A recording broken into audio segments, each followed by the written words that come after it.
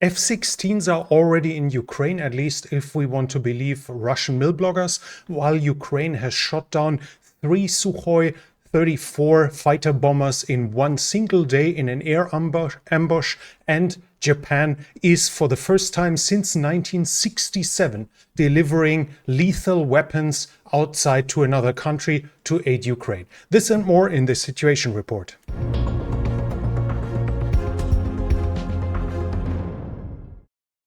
We'll start the overall situation here in the north, close to the border at Kharkiv and Luhansk. Over the last week, the Russians have had minor advances between Liman-Pershi and Sinkivka. They managed to somewhat gain here in the area inside of the forest. They managed to advance a few meters forward, but that's more or less it in the situation here. I cannot observe any significant other changes along the front line until we come down here towards Terny. Here at Terny, we have a significant Russian success over the last week, where the Russians managed to advance roughly this whole area here, 3.5 kilometers in width and 1.5 kilometers in depth. They advanced towards Terny in their clear aim to reach the Oskil River fairly soon in their current offensive. South of the Siversky Donetsk, we have a series of additional Russian attacks.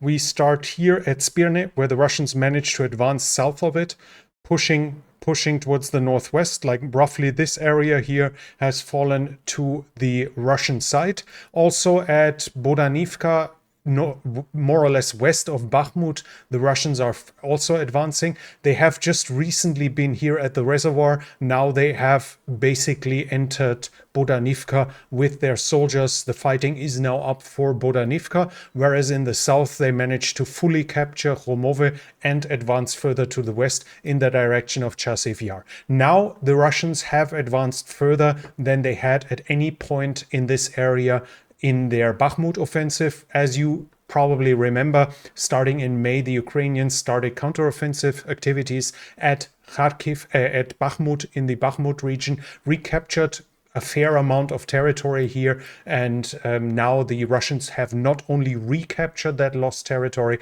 but they gained additional one. This is now territory in Russian hands, which has never been in Russian hands before. Further south, the Russians have additional successes in the direction of Ivanivske. We see them here. This is not a forested area, even though the map shows it.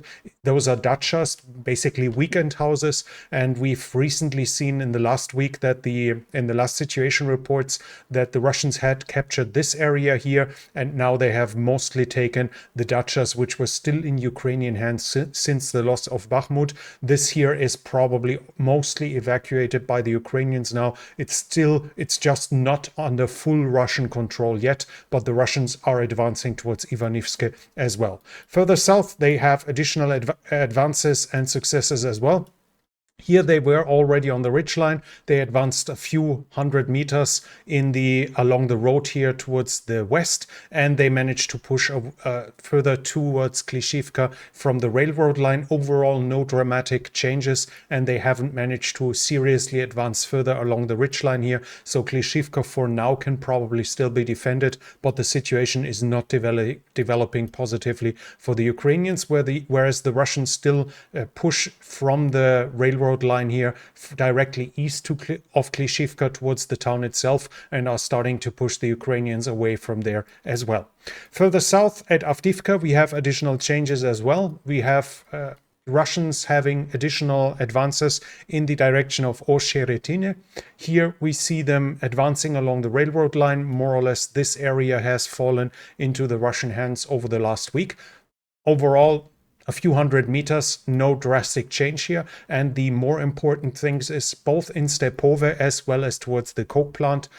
I cannot confirm any changes that have happened, so I cannot confirm that the Russians now took Stepove. It's probably still more or less 50-50 the control over the town, and inside of the coke plant there's still no confirmed Russian presence. They also didn't manage to advance here at the water treatment plant and in the dachas at Avdiivka, but they did have some minor successes here in the area in the southeast of Avdiivka. Here is again a Dachas area where they managed to advance a little bit further. The fighting is here happening in the outermost buildings of Avdiivka itself, but I cannot confirm that the Russians have had any successes in this area into the center of Avdiivka yet. North of Upitne, the Russians also managed to advance. More or less this area here fell to the Russians in the last week. Again, just a few hundred meters, but steady. They advanced towards Avdiivka, and we have successes in the direction of Pobieda as well. Let me just check. No, yeah. Successes in the direction of Pobieda as well, further south here, where the fighting has been happening around Marinka. The Russians managed to advance further in this direction. At Novomikhailivka, the fighting is happening at the outskirts of the town. Marinka, the southern part, is fully under Russian control, but I cannot confirm any change in the northern rest of Avdiivka. Like more or less these houses here are still probably under Ukrainian control, but we are talking about a low one-digit percentile of Marinka that is still under Ukrainian control. Marinka is mostly lost to the Russians now. So overall, the changes in the Donbass are there. The Russians have had some advances here in the south of Avdiivka and here in the northwest of their advances. We have some not minor in comparison to the latest movements, advances northwest of Bakhmut. We have some changes here, and a little bit change towards Kupiansk, but no drastic change overall. Because I already summarized it here, because other than that, I cannot confirm any changes. Vuhledar, Velika Novosilka, Orikhiv, fighting is being reported now and then, but I do not see any significant change in territory. When it comes to the bridgehead over the Dnipro, the claims are always like one side claiming that they have advanced a little bit, but the recent claim I have from the Russians is that they still say the Ukrainians control 1/3 of Krinky, which seems to indicate that not much has changed in the overall control here. So the front line seems to be more or less steady here as well. According to Ukrainian commanders and interviews with Ukrainian officials and their press releases, one of the goals of their activity here is to push the Russian artillery out of range of the western shore of the Dnipro. This is now being presented as the goal here. I don't see how this is likely anytime soon, as the Ukrainians only have light infantry there without any heavy support. How are they supposed to advance into the Russians, which have mechanized support and increasingly better fortifications in that area? I do not see a way. Like from what we can see right now, there doesn't seem any likelihood of the Ukrainian advancing out of their bridgehead here. Whether the exchange rate in losses is worth it for the Ukrainians is a different story. It's somewhat doubtful as well, even though, of course, we already have numbers of confirmed losses in heavy equipment on the left bank of the Dnipro. Obviously, that's as much in favor of the Ukrainians as they don't have any serious heavy weaponry on the left bank. Supposedly, they already destroyed up to 60 armored vehicles in that area, but whether they lost in men and especially in better trained men, as most of the time it was the marine infantry brigades, not territorial brigades, which are supposedly being pushed in there now. Whether the losses are worth it or not is doubtful, at least, but yeah, out of the scope of what we can properly judge at this point here. The commander of the Tvaris group, which is this more or less the southern frontier, he said that Ukraine has massive shortages in grenades, in shells for their artillery, especially in the range of 152 and 122 millimeters.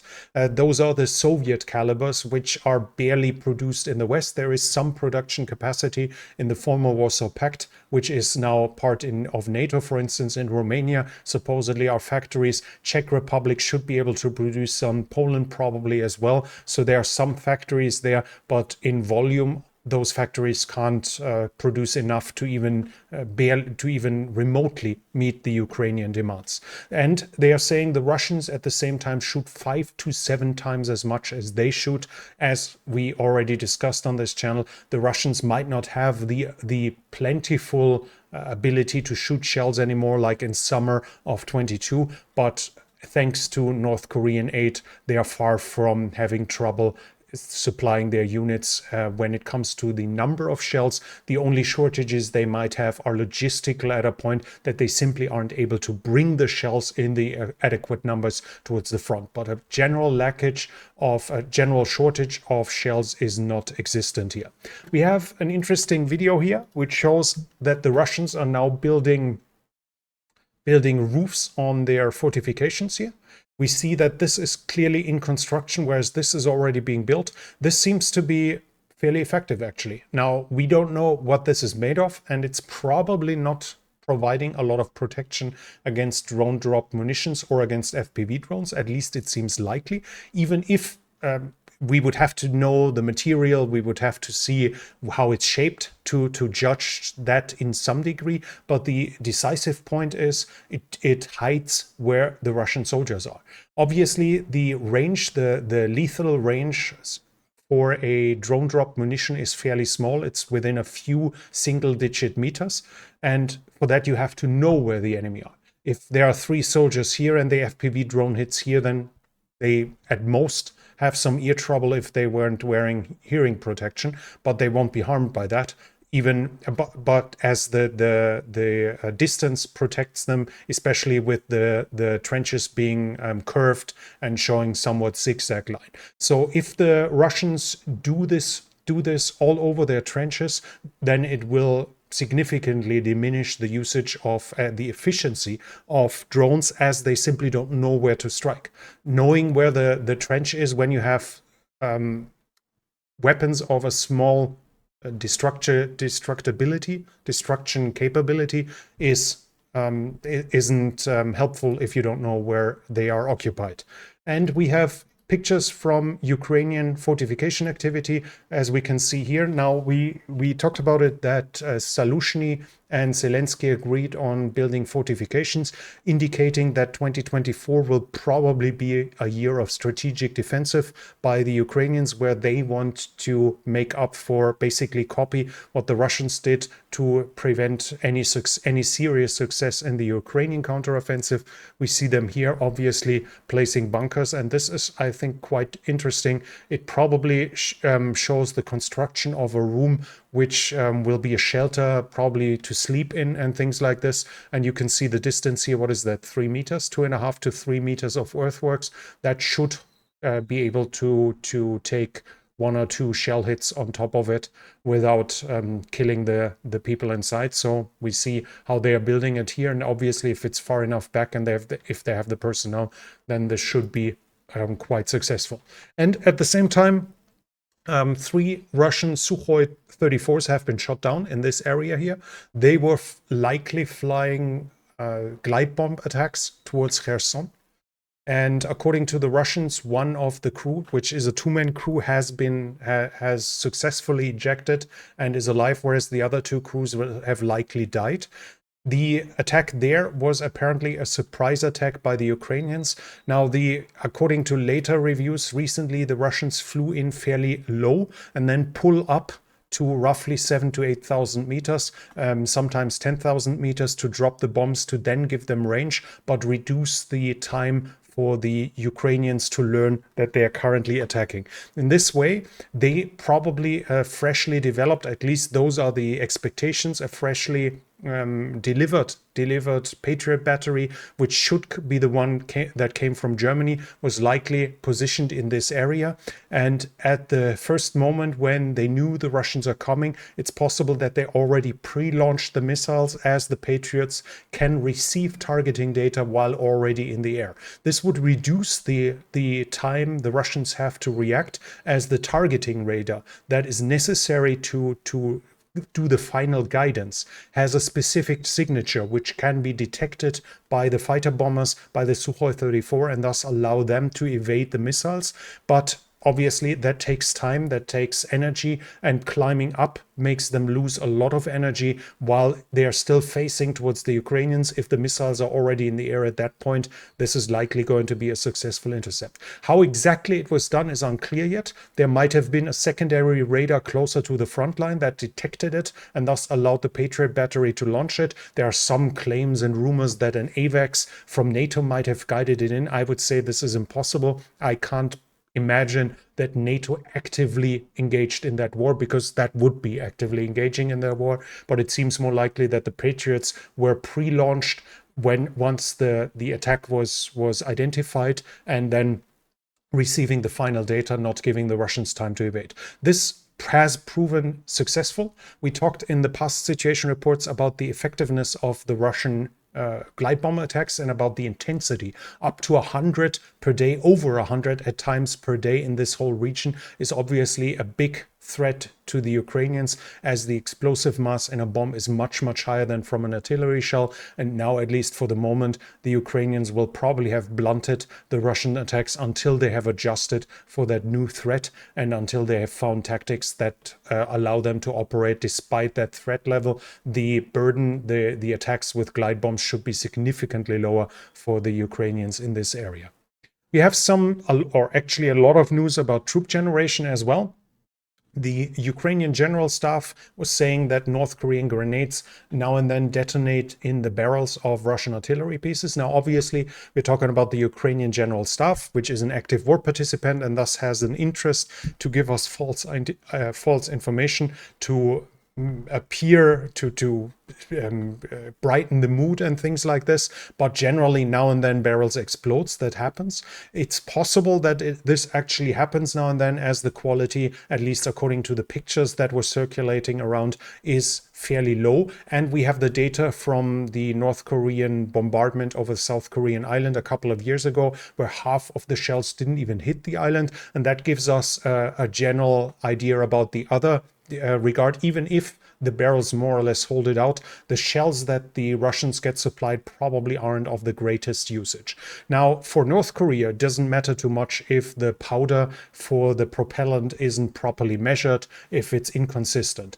If their artillery is supposed to shell Seoul, we're talking about one of the big cities in the world. If the shell goes 500 meters short, it's still going to hit something. It's still going to do damage. So for them, hitting a target that has the size of small countries is not a problem, even if they are inaccurate. But for the Russians, if they need to suppress a trench and the first shell falls 200 meters short and the next goes 200 meters wide, is obviously a much more serious problem. The Russians can compensate for that with volume of fire by shooting more, but that will increase the wear on the barrels, and that is supposedly still one of the problems in the logistics the Russians have, that building high quality barrels takes a lot of time and a lot of effort, and the Russians have supposedly at least trouble keeping up with their demand in this regard. And this now then, if you have less accurate ammo and need to shoot more, then the wear of the barrel is higher, and then obviously at some point the threat of damage to the barrel is higher as well, especially as the cleaning might be less frequent in between shots as you shoot higher volume, and thus the barrels might explode after all. But as said, the information overall is now from the Ukrainian general staff, so we need to take it with a lot of grain of salt here. The Russians have also introduced their own USV prototype. Now, the Russians, it was reported that they are trying to rebuild the Ukrainian naval drones, and now we see a prototype that is being shown here. It supposedly has 600 kilometers of payload, at least that's the Russian mill bloggers claiming this, and it can run 80 kilometers an hour, which would be 43 knots, so faster than basically any regular ship, and being able to hit it in this regard if this is true. Obviously, using them against Ukraine will be kind of difficult unless they want to start a tanker war, something like a tanker war hitting the civilian ships on the Black Sea. This is not going to help them against Ukraine, but I guess they are taking a lesson and developing a weapon that has been proven useful for usage against other opponents. Shoigu, the Russian defense minister, has said in 2024 they want to recruit 745,000 contract soldiers. This is obviously a seriously high number. Before they talked about close to 500,000 in 2023. So they want to increase the number, which is going to be challenging for the Russians. At the same time, we see how the measurements are probably done. Medusa is an opposition news outlet from Russia, and according to them, in a citizenship ceremony where immigrants received their citizenship, their Russian citizenship, 11 men were immediately given summons to the military registration offices. Now, this doesn't mean that they are being mobilized and being sent to the front line. This, from my understanding, just means that they are immediately being asked to register for military service. But obviously, in case of a second mobilization, this can lead to this. And then the claims are consistent for 1.5 years or even longer, that the Russians use pressure to force the people, to force their men, to force the people inside of the enlistment offices to sign for contracts by asserting pressure of some kind. The Russians are also saying they introduced a new, they now started serial production and sent the first items of them, of a new howitzer, self-propelled howitzer, into Ukraine. We're talking about the 2 S-35 Koalicja SV. It more or less looks like the Mr. S, which is the regular modern 152 millimeter self-propelled howitzer of the Russians that they're using in this war. This is a more modernized version, which was supposed to be built on the T-14 Armata chassis, but now is being built on the T-90 chassis. And according to them, the first ones are now being deployed in Ukraine. So far, from what I found, the Russians have built 12 of them, which were pre-production series, and they were in testing for at least 7 or 8 years. Now, according to that, at least those pre-production models are being sent to Ukraine, and the serial production has started. We also have news from the GUR, the Ukrainian military intelligence. According to them, the Russians are mobilizing daily about 1,000 to 1,200 people. Now, if we take the 1,200 and multiply it by 365, so basically by the days of the year, we are talking about 438,000 a year.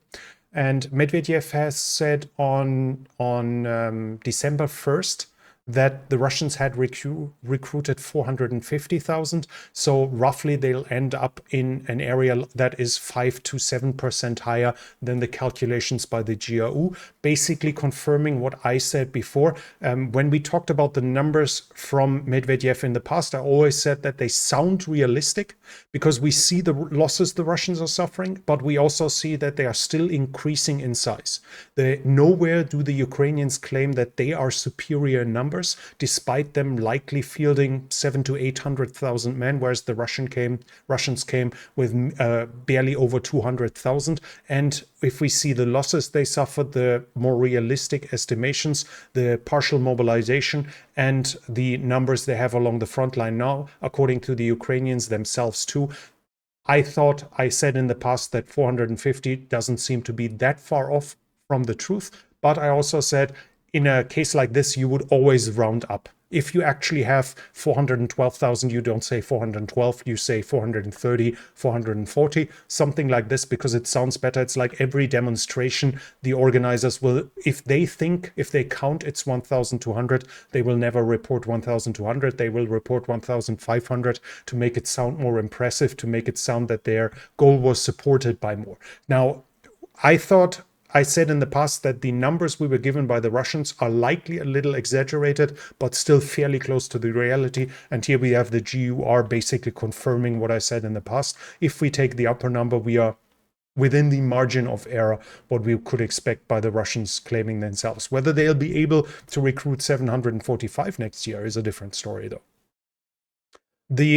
At the same time, these numbers, if we assume they are close to reality, and at least the GUR publicly says they are, we can expect that the Russians are able to fill up their troops to a degree where they remain combat capable. But at the same time, considering the losses and considering how many units are deployed, we can basically confirm that the Russians should be unable to build up any serious strategic reserve, as whatever they get, they have to basically keep using on the front line to keep the initiative and make up for the losses they are losing every single day. We have a Ukrainian article here, according to which the Russians have the advantage in quantity when it comes to drones. The Russians have increased the domestic production of drones to a degree that they are clearly superior to the Ukrainians. But the Ukrainians say we have the advantage in the speed of decisions. So they the decision making when to use them is more efficient in Ukraine. But while this is obviously good and might make up for the quantity, the hard truth of it is that Russia can change that. Russia can change the modus operandi for how to use the drones, and then they might be as efficient or close to as efficient as the Ukrainians while still having a higher production capacity. So another area where the Ukrainians might face serious trouble in the future. Zelensky said, the Ukrainian president said in his New Year's speech that that the military wants 450 to 500,000 additional mobilized personnel. So the Ukrainian armed forces want to increase, the general staff wants to increase the size of the Ukrainian armed forces by almost 500,000. Right now, he says there's financial trouble to even pay for that, as the Ukrainians pay their soldiers a decent salary for Eastern Europe. And obviously, 500,000 additional would mean 500,000 additionally have to be paid, and they are coming from somewhere. So they are being taken out of their jobs where before they might have paid themselves by paying taxes on their salaries that they received before. So any soldier that is recruited by the Ukrainians is a serious financial burden. And he also said he's expecting better explanations why the need for that recruitment is happening. So it might happen soon, but it's not decided yet. At the same time, he also said he will not sign a law that introduces conscription or mobilization for women. This was up for discussion, at least it was talked about. I think we talked about it here in the channel in the past as well, because generally we are living in 2023. There are several countries having conscription for women as well. And if we are talking that Ukraine faces a war about its pure existence, then leaving women out has to be justified. Or at least it can be justified to recruit women. Whether it's justifiable from a evolutionary, social, from a philosophical standpoint is a different question. But as I said, like, to simply say that women don't have to fight at all, they won't have to be forced, why every man has to be forced, is at least up for discussion, or should be up for discussion. And here Zelensky said that he's not going to sign a law which includes that. So according to him, women will not be mobilized at all. He also said, though, and that's kind of interesting, that he considers to reduce the mobilization age to 25. Now, if I don't misunderstand that, that would mean that the maximum age you can be to be mobilized is 25. So once you're 26, you're safe from mobilization. In the past, the talking was that the Ukrainian average age has now reached 43. We see a good reason for that. Now, this is the complete decline of birth rate after the end of the Soviet Union. And this is now, obviously, that spike here are the children's of the previous spike. And this is already the decline of the first decline, the children, which are probably getting even less. Now, 25 would be here. So in the coming years, they can expect over 100 to later 250,000 additional men that could be mobilized. Obviously, you can probably estimate that 70 to 80% are potentially in the capable to be used by the military, not 100%. But there we see how much the usage and the expectation for the need of the Ukrainian armed forces, to which degree the Ukrainian president at least considers this, if there is no misunderstanding from my side. Also an indication how high the Ukrainian losses are, if he thinks that with 100,000 a year he can make up for it, which would be more or less in line with what we heard in the past, where the more trustworthy estimates, or at least those that don't seem to either claim that Ukraine barely suffers any losses nor be ridiculously high. Those claims were that Ukraine probably lost 200,000 in killed and wounded in action, so within almost 2 years. So I guess it could work, but it's an interesting topic, as it would basically mean everyone over 25 is safe from mobilization. We'll have to see if that comes. As I said in a past video, I don't think Ukraine is going to suffer a shortage of men before the war ends, simply because we see the numbers here. And if they start to recruit all of those that are currently being exempt, receiving an exemption, then they can make up easily for the losses they are suffering right now. Whether it's a disaster demographically is a completely different story, obviously. In the there's also news that that Ukraine is now talking about recruiting and mobilizing Ukrainians that are abroad. It seems completely unlikely that the Ukrainians will be able to force those men to come to the front line, even though that obviously, so those who don't want, what Ukraine can do is first call them up, and of course some will follow, but by far not all. And what they could theoretically do then is, for instance, threaten them with prosecution by declining to come to Ukraine's aid. They could possibly arrest them and imprison them once they return to Ukraine, whether it's during the war or it's after the war. And there might be the measure that they could adopt that the passports aren't renewed.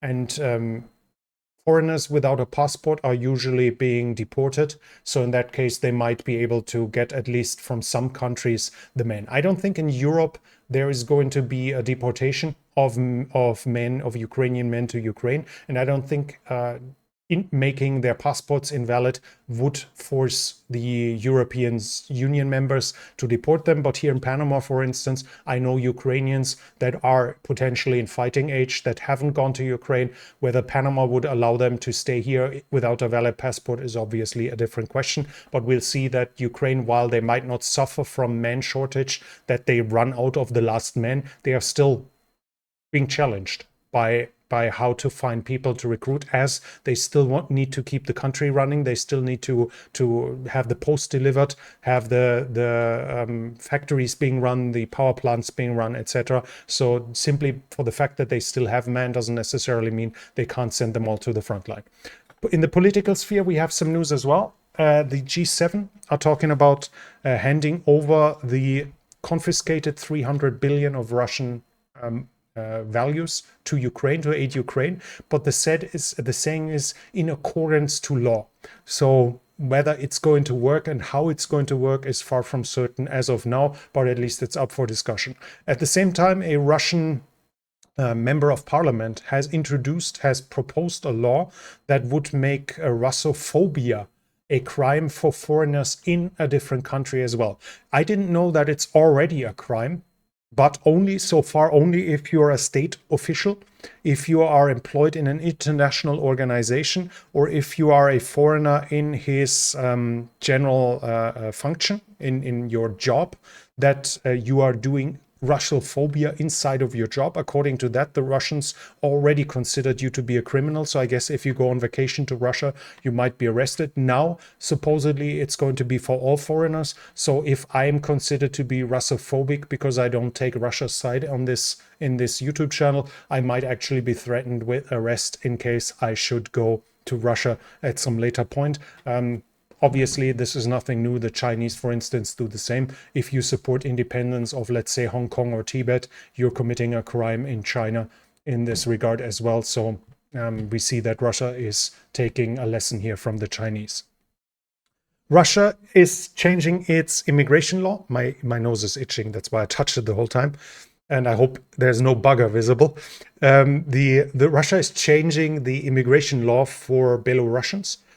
In the future, they will be able to get the Russian paperwork without even having to prove that they speak the Russian language, as of course Belarus has its own language, Belarusian, even though the majority of the Belarusians speak Russian, whether it's first or second language, and they won't even have to prove that they lived long-term inside of Russia to get Russian citizenship, obviously in clear accordance to Ukraine, to Putin's worldview, whereas the Belarusians and the Ukrainians basically are Russians anyways.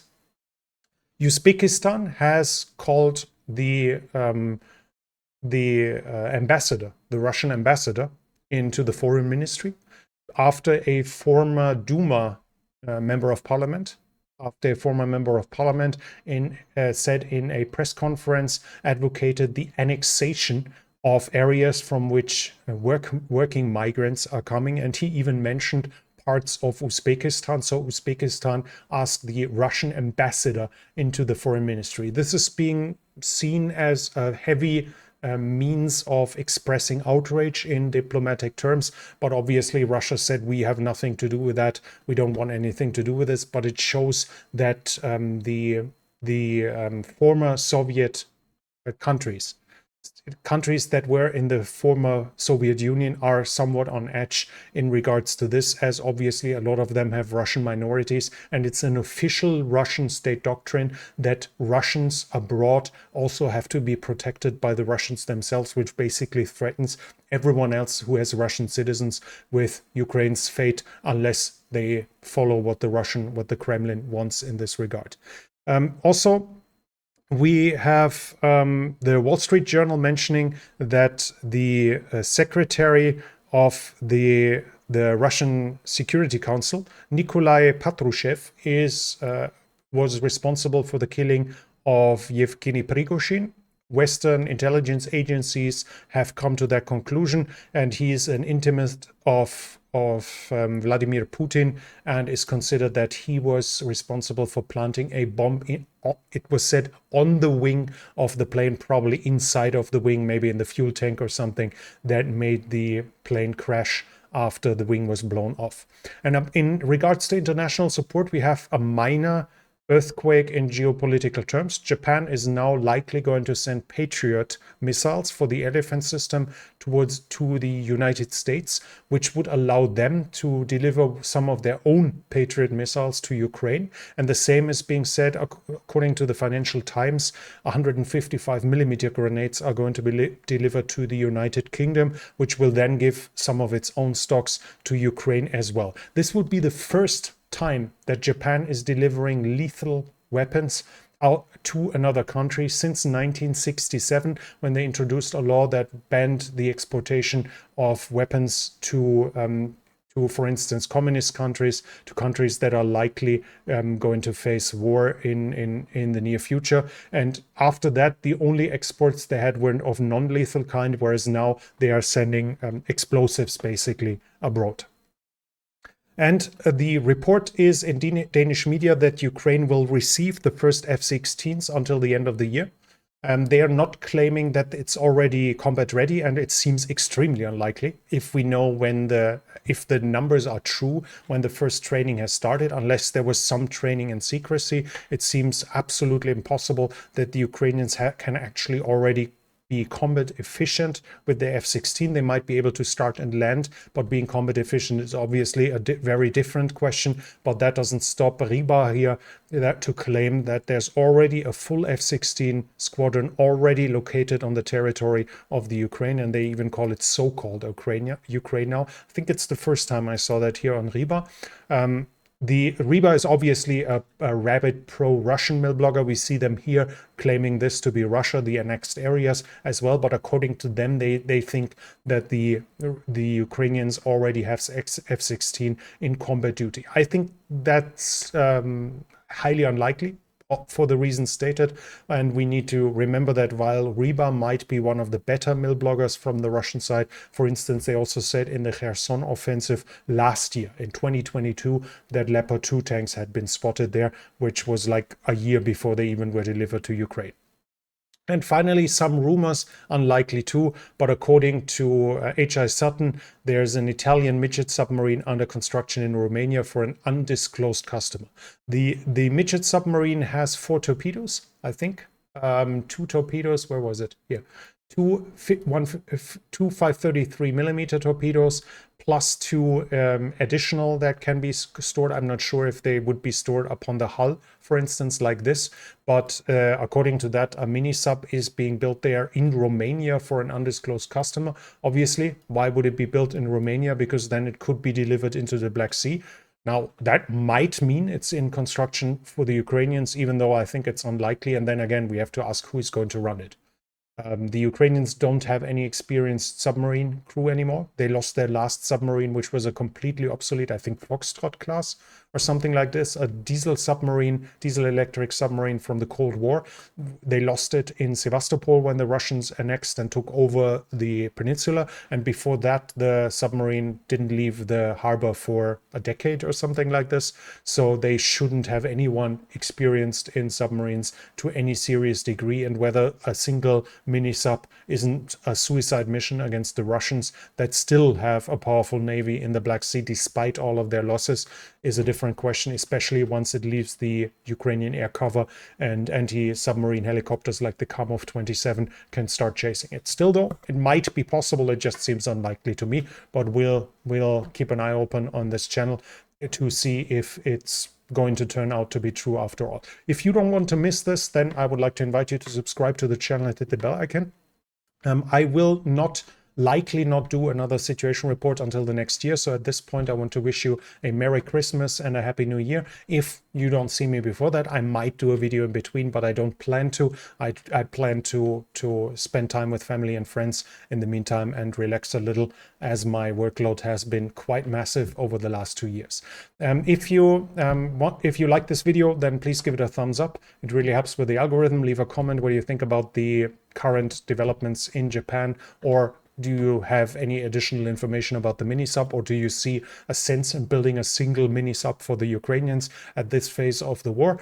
And if you like this channel and want to support it, you can do so by the means in the description, because this channel is only possible because of the support of viewers like you. If you like to support the channel, you can do it this way. And that's it from me for now. Thank you for watching, and I'll be back.